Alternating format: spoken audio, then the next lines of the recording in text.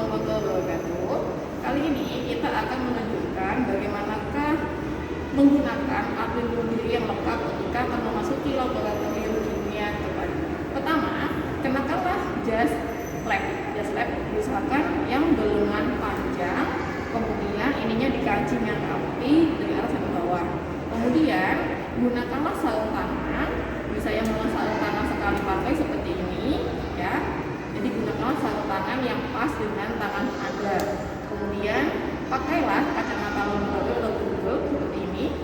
Nah, gunakanlah kacamata laboratorium yang tepat dengan wajah Anda.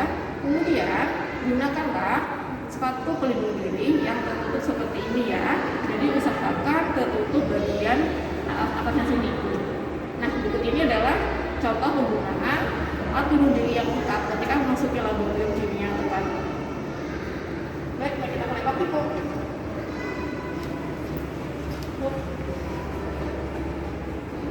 Baik, sebelum kita memulai praktikum, kita harus mengenali tata tertib atau peraturan yang ada di laboratorium kimia terpadu. Di laboratorium terpadu sudah terpasang peraturan petunjuk keselamatan dan kesehatan kerja laboratorium.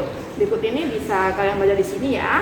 Pertama adalah kenali bahan dengan membaca petunjuk penggunaan bahan atau MSDS, Material Safety Data Sheet, pada setiap alat dan bahan yang ada di laboratorium. Kedua, gunakan perlengkapan alat pelindung diri yang lengkap ketika bekerja di laboratorium. Ketiga, ikuti arahan dan petunjuk praktikum yang sudah diberi pada Anda. Yang keempat, bekerjalah dengan hati-hati. Yang kelima, laporkan jika terdapat kecelakaan kerja di laboratorium. Yang keenam, setelah menggunakan alat maupun praktikum, bersihkan semua alat seperti sedia kala. Kemudian keringkan dan kembalikan ke laboran setelah melakukan praktikum. Yang ketujuh, cuci tangan dan anggota tubuh lain dari sisa bahan praktikum. Ini adalah ada berbagai simbol-simbol bahan, nanti akan ditunjukkan pada tiap bahan. Tiap bahan memiliki MSDS yang berbeda-beda. Nanti akan kita jelaskan pada bab penanganan bahan kimia.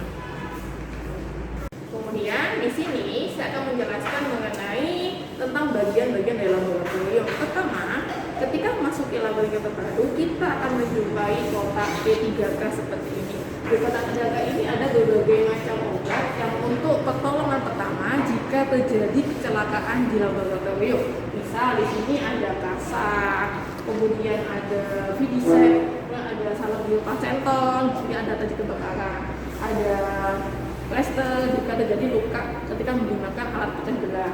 Kemudian di sini ada tempat sampah. Jadi ketika kalian praktikum yang menghasilkan sampah, misal seperti tisu atau bekas-bekas label, mohon dibuang di tempat sampah yang seperti ini ya.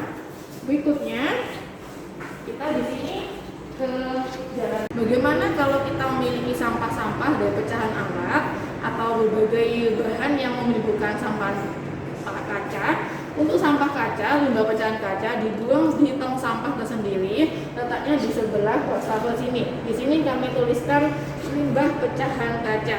Di tong sampahnya sudah tulis tempat sampah khusus kaca. Jadi jangan dicampur dengan tong sampah yang biasa, ya. Salah satu bentuk perlindungan untuk proses K3 di laboratorium, di setiap sisi laboratorium kita beri namanya alat menentukan seperti ini, atas apa.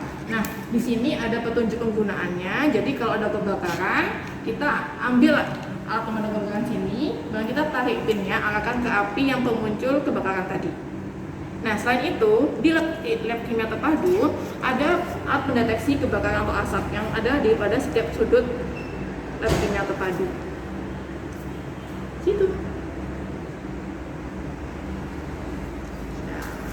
Salah satu perlengkapan untuk K3 di laboratorium kimia terpadu dilengkapi oleh shower. Shower di sini berfungsi sebagai untuk menyediakan cairan jika ada yang terkena lautan kimia atau bahan kimia yang berbahaya atau kebakaran, ini bisa langsung dinyalakan. Caranya, tombol shower ini kita putar ke arah kiri. Nah, like this, seperti ini ya.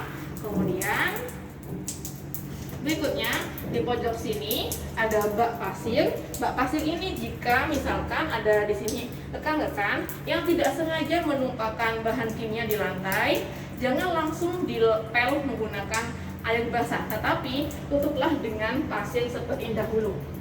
Kemudian setelah tutup pasir, bolehlah baru dipel. Hal ini bertujuan apa? Supaya bahan kimia tersebut tidak menyebar kemana-mana. Ketika kita selesai praktikum, apabila menghasilkan bahan-bahan yang merupakan logam berat atau bahan-bahan yang berwarna, jangan buang sembarangan pada wastafel ya. Wastafel hanya untuk tempat cuci tangan dan membersihkan alat saja. Untuk limbah sisa praktikum, buanglah pada tempat limbah logam berat atau limbah yang lainnya. Di sini kami telah menyediakan berbagai tong atau deterjen di sini, drum yang untuk menampung limbah logam berat, menampung berbagai larutan yang berwarna di sini. Jadi jangan membuang larutan kimia pada wastafel. Satu hal atau peralatan yang wajib ada di laboratorium kimia terpadu adalah lemari asam. Apa itu lemari asam? Lemari asam adalah suatu alat atau suatu tempat di sini sudah didesain sedemikian rupa yang khusus digunakan jika kita menggunakan bahan-bahan bersifat asam. Nah, berikut ini adalah lemari asam seperti ini. Di sini lemari asam dilengkapi oleh lampu dan blower. Nah, ini untuk blowernya. Jadi nanti uap asam akan ditarik keluar dan lampu sebagai penerangan di sini.